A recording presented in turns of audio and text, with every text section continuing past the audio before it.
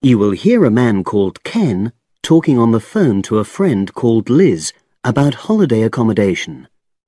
First, you have some time to look at questions 1 to 6.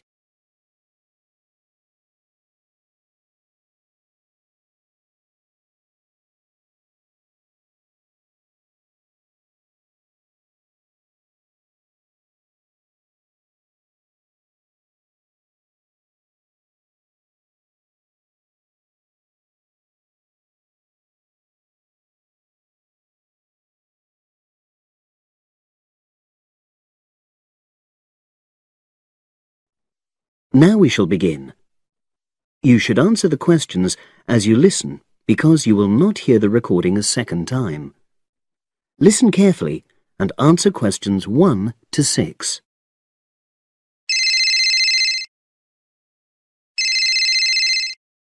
Hello? Hi Liz, it's Ken here. Hi, Ken. Nice to hear from you. Are you... This is just a quick call, but Mary and I have just been talking about our summer holiday. We haven't booked a place yet, and we've left it a bit late. We were just wondering if you know of any holiday rentals in your area. It's so nice there. Well, yes. I can think of 2 or 3 places that are very nice. What dates have you got in mind? The 10th of July to the 22nd of July. Oh, yes. That is quite soon, isn't it? Well, there's a place near here called Moonfleet. Is that MOONFLEET? That's right. It's quite a rural location, and it's next to the owner's house, but it's got fields all around it, so it's very pretty. Sounds okay. Can you tell me a bit more about it? Well, it's an annex to the owner's house, and it's an apartment with 2 bedrooms and an open-plan living area. Well, I like the sound of it. Is there anything we might not like about it? Well, it's quite a distance from the nearest shops, that's all. Okay. And... well, I'll tell Mary, but I don't think she'd mind that. Do you know how you book it? You have to book on the internet. There's a web address. It's www.summerhouses. One word? Yes, then .com. You'll be able to look at a photograph on that. Okay. And what about the others? Where are they? The second one I'm thinking of is called Kingfisher, and that's even more rural. It's a really beautiful location, in fact. It's by the river, and it's got nice views. It overlooks woodland on the other side. Is that an apartment? No, it's a 3-bedroomed house, and that's got a dining room as well as a separate living room and a kitchen. But I expect it's more expensive. You'll have to check the prices. It's probably a bit bigger than we need, but our nephew might be joining us. We're not sure yet. How do you book Kingfisher? You have to phone the owner directly. Shall I give you the number? I've got it here in my phone book. It's 01752 669 218. Right. Before you hear the rest of the conversation, you have some time to look at questions 7 to 10.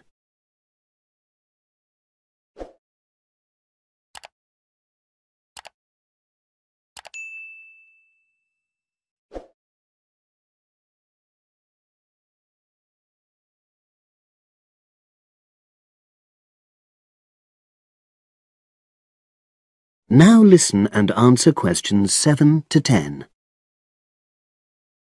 And you mentioned a third place? Yes, there's a house that my sister stayed in last year. It's called Sunnybanks. Nice name. And the location of that one is rather different. It's in the centre of a village, but it's a very small and quaint place. Did your sister like it? Oh, yes. It's by the sea, so her children really loved it. What's the accommodation like? I'm not sure about the number of rooms, because I haven't been in it myself, but I think she said it's quite spacious, and I know it's got its own garden. It's not very big, but it's not shared with anyone else, and it's supposed to be very pretty. Any snags, problems? The only other thing I can think of is that there's nowhere for parking. The streets are too narrow, so you have to leave your car somewhere else, and then walk to the house. It's only about 10 minutes away, but... OK. Well, I don't think it matters personally. How do you book it? There's an agent you have to contact. I don't know his details, but I can ask my sister and let you know tomorrow. Thanks, Liz. That'd be great. I'll talk to Mary and see what she says. Thanks for your help. That's okay, Ken. I'll speak to you again tomorrow. I hope you find what you're looking for. That is the end of section 1. You now have half a minute to check your answers.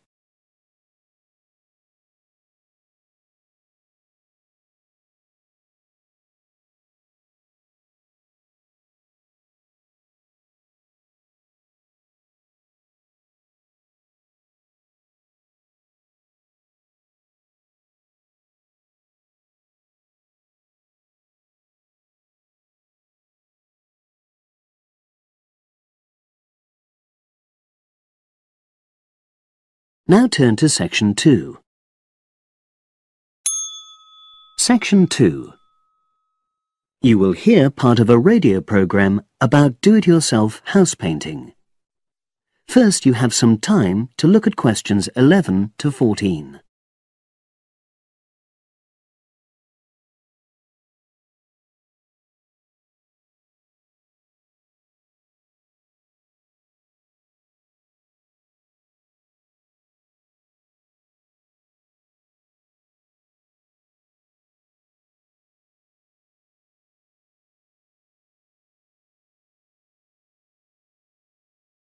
Now listen and answer questions 11 to 14.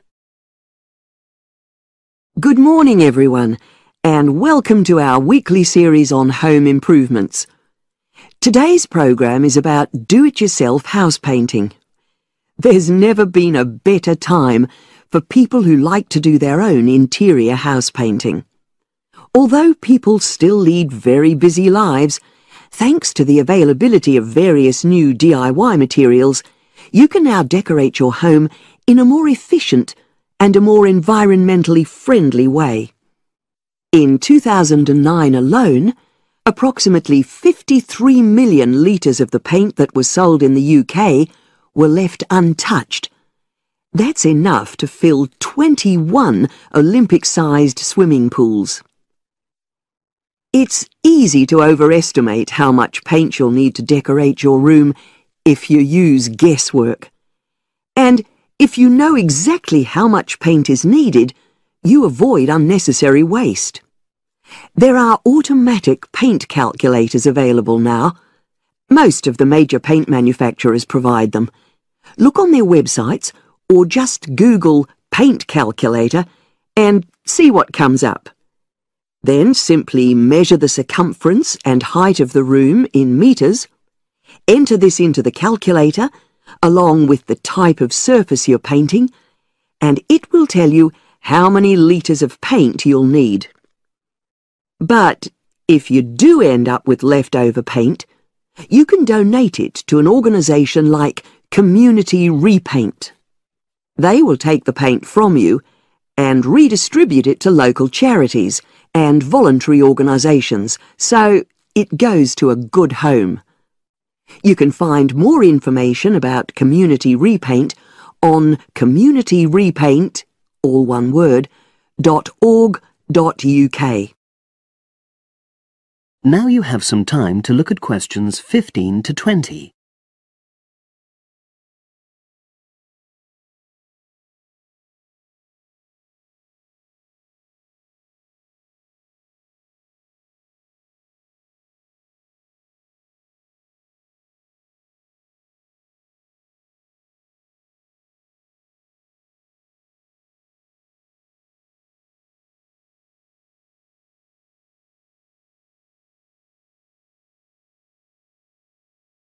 Now listen and answer questions 15 to 20.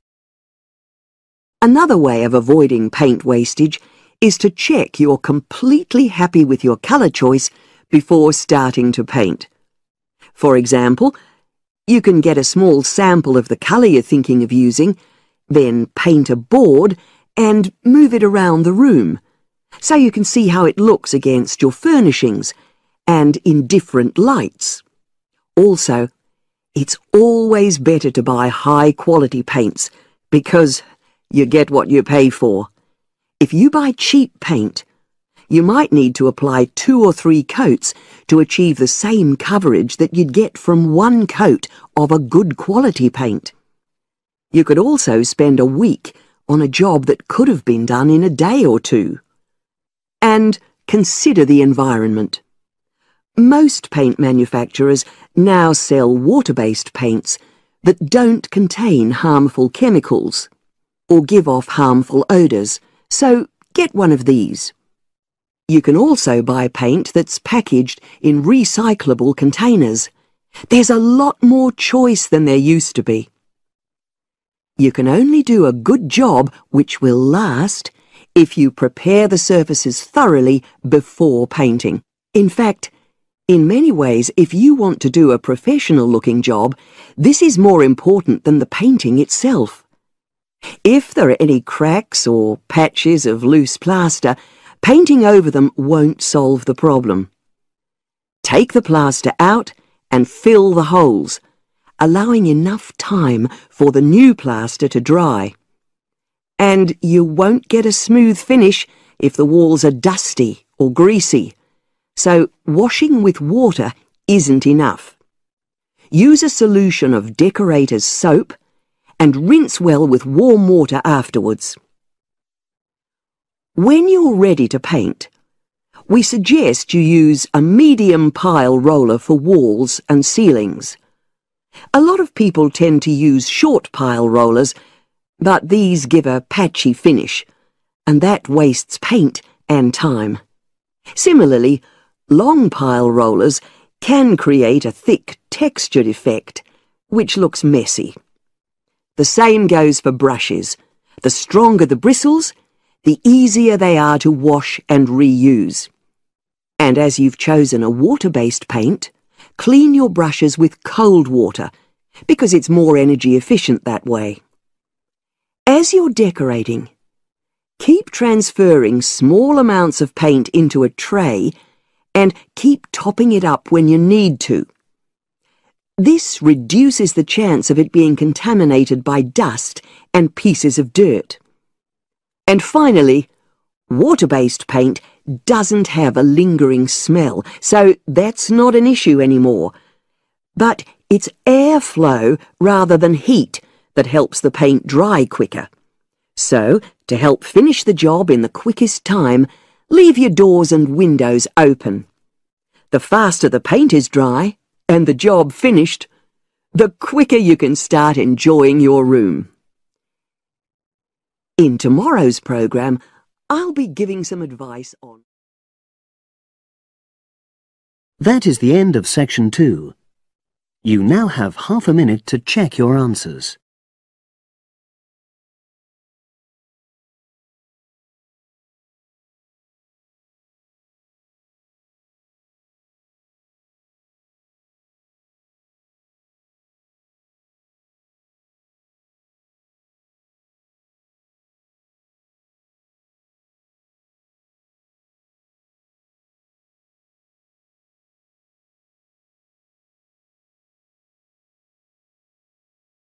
Now turn to section 3. Section 3. You will hear 2 engineering students, a woman in her 6th year called Linda and a man in his 5th year called Matthew, discussing the benefits of student work placements. Before you listen, you have some time to look at questions 21 to 26.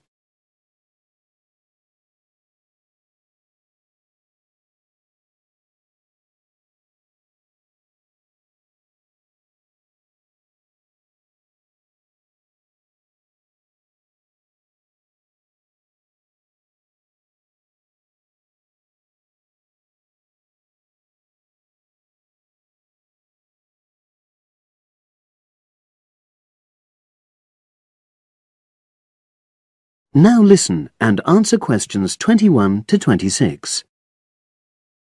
Hi, Linda. Can you spare a few minutes? Hello, Matthew. No problem. I just wanted to talk to you about temporary work placements. I've Never really thought there was a good reason for doing one. I've got some savings, so I don't really need the money at the moment. But I've had an email from the university about a vacancy that looks quite interesting. You did a placement last year, didn't you? I did, yes. In my case, I wanted to find out if I was making the right career choice before I began applying for permanent jobs. I thought I wanted to work in car manufacturing, but I wasn't sure, so I applied to Toyota. What was the application process like? Lengthy. There were a lot of different parts to it. The dullest one was a psychometric test. You know, when you have to answer loads of questions about yourself. And you're trying to guess what's the best thing to say. Yes. Then there was an activity that we did in groups, which I found really fascinating. Engineers are renowned for being a bit unsociable, but I thought we made a great team. And we had an individual task too. We had to sort through various business documents and prioritize them. It was just like what you have to do as a student, really, just with different content. What exactly were you doing on the placement? I was helping to design some diagnostic software to identify any waste in the car assembly process. Do you mean waste of materials? No, time. Anything that can speed the process up helps to cut costs. How did the work placement compare to being a student? Was it hard work? Yes, it was. I'd had full-time work before. I've done various unskilled jobs during university holidays, and some of those involve long hours. So I thought I'd find it easy. I was wrong, though. I think when you're on placement, you're always trying to prove yourself. So you push yourself hard to succeed? Yes. But I got a lot of support from my employers. They were always helpful. And then, at the end of the placement, I was given formal feedback. Do you mean on your engineering ability? Well, no. I didn't really need that because we had team meetings every other day. And so I had the chance to discuss technical issues and ask about anything that wasn't clear. The evaluation was about general workplace things, like organizational ability, initiative, that sort of thing. I get the impression you think you benefited from the placement. Well, the best thing is that they've offered me a job for next year. Depending on my exam results, of course, but still. A permanent one? Yes. But apart from that, I learned so much. The industrial environment was much more demanding than the academic one, so my general skills improved, like time management, meeting deadlines. And on the technical side, I learned new software packages, like MS Project. Well, I think you've convinced me that work placements are worthwhile, but while you're here, can you give me advice on something else? Before you hear the rest of the conversation, you have some time to look at questions 27 to 30.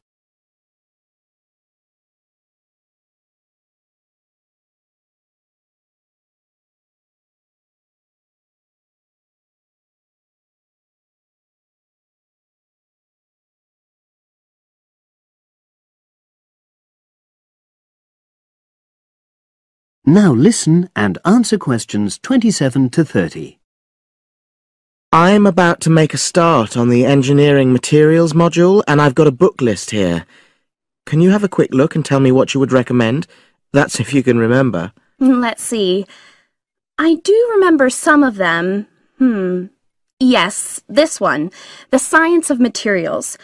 I found the subject quite hard generally, but this book is very accessible, so it suited me. It doesn't cover everything, though. What about this one then, Materials Engineering? Oh, yes. I do remember that. But it's a bit out of date now, isn't it? Unless it's a new edition. I don't think so. But what I liked about it were the pictures. They really helped to understand the descriptions. It's useful just from that point of view. Let's see, what else? Oh, yes, that one there, Engineering Basics. I think out of all these, that's got the widest coverage. But I've looked at the contents page and it hardly mentions nanotechnology. Yes, you're right. The evolution of materials does, though. It's a recent publication, so it covers all the latest developments. It's a bit thin on the 1960s, though, and that decade was quite important. Well, it sounds as if they all complement each other in some ways. I don't suppose you can lend me... That is the end of section 3. You now have half a minute to check your answers.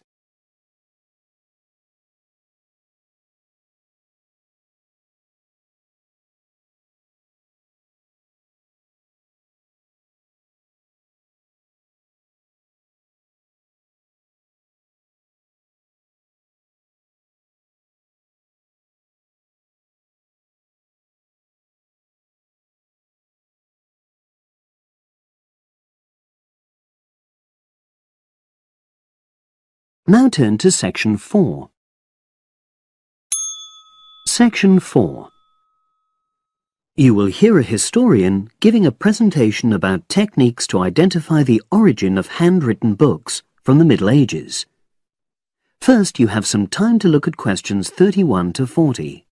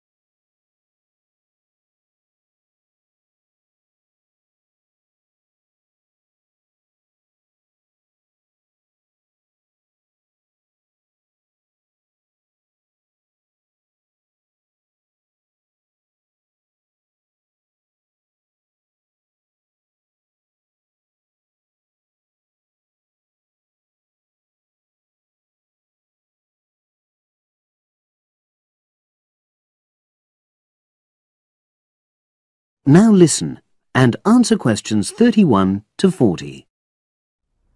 My presentation today is on how the science of genetics is being used to shed light on the origin of manuscripts, anything written by hand, produced in the medieval period, that is, the period between the 5th and 15th centuries AD.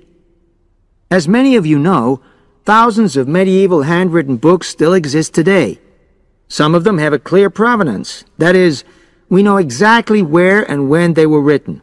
But the origin of many manuscripts has been a complete mystery, that is, until 2009, when geneticists started using DNA testing to shed light on their origins. But before looking at the new research, I need to explain something about the way the manuscripts were produced, particularly what they were written on. Virtually all were written on treated animal skins, and there were essentially two types. The first was parchment, which is made of sheepskin. It has the quality of being very white, but also being thin. It has a naturally greasy surface, which meant it was hard to erase writing from it. This made it much sought after for court documents in medieval times. The second type is vellum, which is calfskin. This was most often used for any very high-status documents because it provided the best writing surface, so scribes could achieve lettering of high quality. So, once the animal hides had been chosen, they had to be prepared. Where the right materials were on hand, the skins were put into large barrels or vats of lime, where they were agitated or stirred frequently. But if lime wasn't available, then the hides were buried. Both these techniques were designed to cause the hair to slough off and the skins to become gelatinous and therefore more flexible. The next stage was to put the hides on stretcher frames and pull them very tight. While on the frame, they were scraped with a moon-shaped knife in order to create a uniform thickness. For parchment, that was the end of the process. But for vellum, there was an additional stage, where it was bleached in order to achieve the desired color.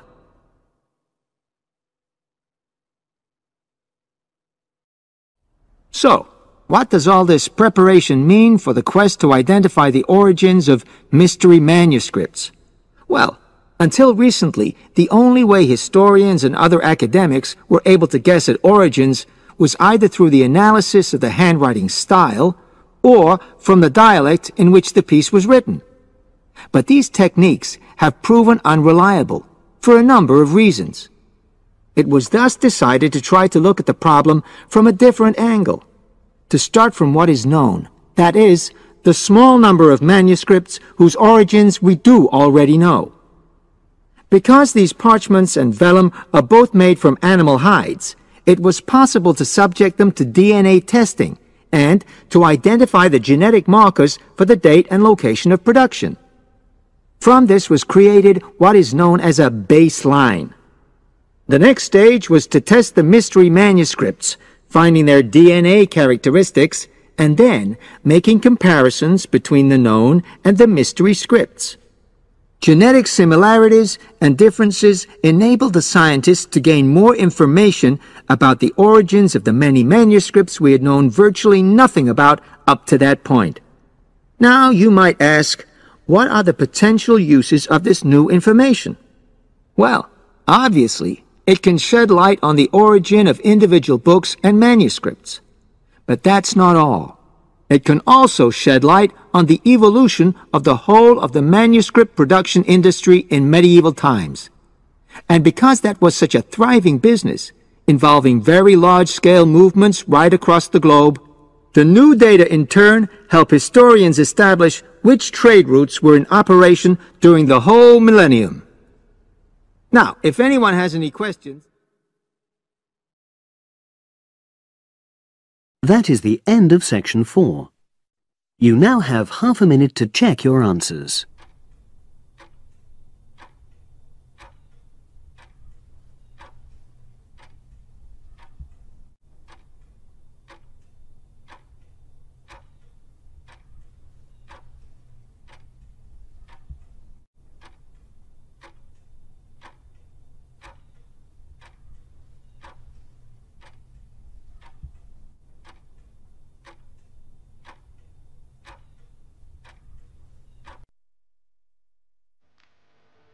That is the end of the listening test.